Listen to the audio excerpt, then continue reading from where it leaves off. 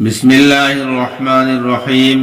হযরত আবু সাঈদ খুদরি রাদিয়াল্লাহু তাআলা আনহু হইতে বর্ণিত আছে যে রাসূলুল্লাহ সাল্লাল্লাহু আলাইহি ওয়াসাল্লাম ইরশাদ করিয়াছেন, আমি কিভাবে আনন্দিত ও নিশ্চিত থাকিতে পারি, অথচ সিংহায় ফুক দানকারী ফেরেশতা সিংহা মুখে লাগাইয়া ফেলিয়াছেন এবং তিনি কান লাগাইয়া রাখিয়াছেন যে কখন তাহাকে সিংহায় ফুক দেওয়ার হুকুম হইবে, আর তিনি উহাতে ফুক দিবেন। সাহাবায়ে কেরাম রাদিয়াল্লাহু তাআলা আনহুমদের নিকট ইহা কঠিন মনে হইল। তখন রাসূলুল্লাহ সাল্লাল্লাহু আলাইহি ওয়াসাল্লাম তাহাদেরকে ইরশাদ করিলেন, তোমরা বলো হাসবুনাল্লাহু ওয়া নি'মাল ওয়াকিল, আলাল্লাহি তাওয়াক্কালনা, অর্থাৎ আল্লাহ তাআলা আমাদের জন্য যথেষ্ট এবং তিনি উত্তম ব্যবস্থাকারী, আল্লাহ তাআলারই উপর আমরা ভরসা করিলাম।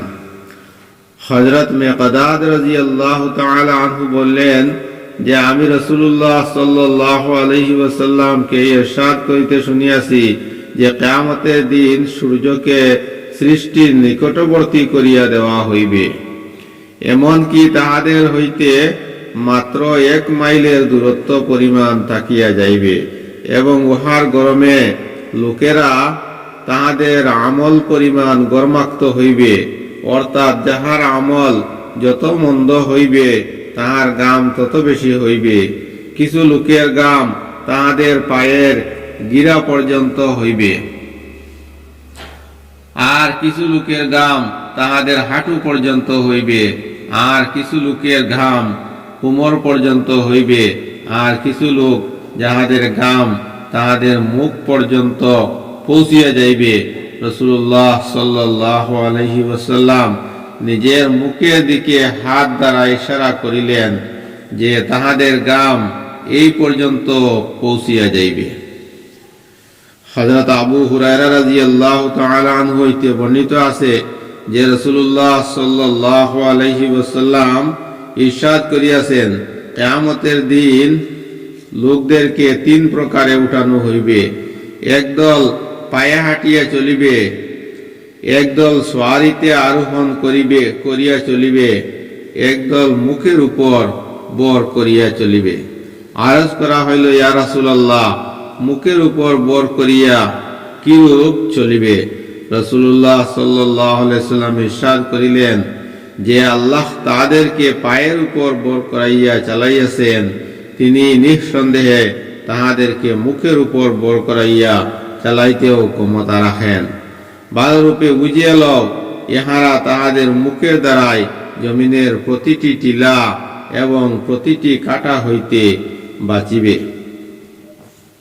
হযরত আলী ইবনে হাতিম রাদিয়াল্লাহু তাআলা আনহু হইতে বর্ণিত আছে যে রাসূলুল্লাহ সাল্লাল্লাহু আলাইহি ওয়াসাল্লাম ইরশাদ করিয়াছেন, কিয়ামতের দিন তোমাদের প্রত্যেক ব্যক্তির সহিত আল্লাহ তাআলা সরাসরি কথা বলিবেন, মাঝখানে কোনো দুভাষী থাকিবে না।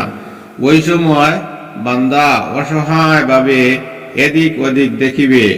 যখন নিজের ডান দিকে দেখিবে তখন তাহার আমল ছাড়া কিছুই দেখিবে না, যখন নিজের বাম দিকে দেখিবে তখন তাহার আমল ছাড়া কিছুই দেখিবে না, আর যখন নিজের বাম দিকে দেখিবে তখন তাহার আমল ছাড়া কিছুই দেখিবে না, আর যখন নিজের সম্মুখ দিকে দেখিবে আগুন ছাড়া কিছুই দেখিবে না।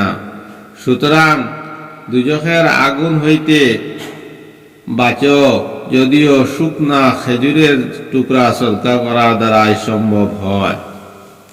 হযরত আয়েশা রাদিয়াল্লাহু তাআলা আনহা বলেন যে আমি কোন নামাজে রাসূলুল্লাহ সাল্লাল্লাহু আলাইহি ওয়াসাল্লামকে এই দোয়া করিতে শুনিয়াছি যে আল্লাহুম্মা হাসিবনি হিসাবান ইয়াসীরা, অর্থাৎ হে আল্লাহ, আমার হিসাব সহজ করিয়া দিন।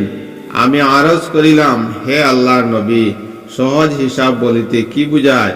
রাসূলুল্লাহ সাল্লাল্লাহু আলাইহি ওয়াসাল্লাম ইরশাদ করিলেন, বান্দার আমলনামা দেখা হইবে, অতঃপর ক্ষমা করিয়া দেওয়া হইবে। কেননা হে আয়েশা, ওই দিন যাহার হিসাবের ব্যাপারে জিজ্ঞাসাবাদ করা হইবে সে তো ধ্বংস হইয়া যাইবে। হযরত আবু সাঈদ খুদরি রাদিয়াল্লাহু তাআলা আনহু হইতে বর্ণিত আছে যে তিনি রাসূলুল্লাহ সাল্লাল্লাহু আলাইহি ওয়াসাল্লামের খেদমতে হাজির হইলেন এবং আরজ করিলেন, আমাকে বলিয়া দিন কিয়ামতের দিন যাহা 50,000 বছরের সমান হইবে কাহার পক্ষে দাঁড়াইয়া থাকা সম্ভব হইবে, যে সম্পর্কে আল্লাহ তাআলা ইরশাদ করিয়াছেন, ইয়াউমা ইয়াকুমুন নাসু লিরাব্বিল আলামিন, যেদিন সমস্ত লোক রব্বুল আলামিনের সম্মুখে দণ্ডায়মান হইবে। রাসূলুল্লাহ সাল্লাল্লাহু আলাইহি সাল্লাম ইরশাদ করিলেন, মুমিনের জন্য এই দাঁড়াইয়া থাকা এত সহজ করিয়া দেওয়া হইবে যে সেই দিনটি তাহার জন্য ফরজ নামাজ আদায় করার সমান হইবে। হযরত আউফ ইবনে মালিক আশজাঈ রাদিয়াল্লাহু তাআলা আনহু হইতে বর্ণিত আছে যে রাসূলুল্লাহ সাল্লাল্লাহু আলাইহি ওয়াসাল্লাম ইরশাদ করিয়াছেন, আল্লাহ তাআলার নিকট হইতে একজন ফেরেশতা আমার নিকট আসিয়াছেন এবং তিনি আমাকে আল্লাহ তাআলার পক্ষ হইতে দুইটি বিষয়ের মধ্য হইতে একটি এখতিয়ার দিলেন, হয়তো আল্লাহ তাআলা আমার অর্ধেক উম্মতকে জান্নাতে দাখিল করিবেন অথবা আমাকে সবার জন্য সুপারিশ করার অধিকার দান করিবেন।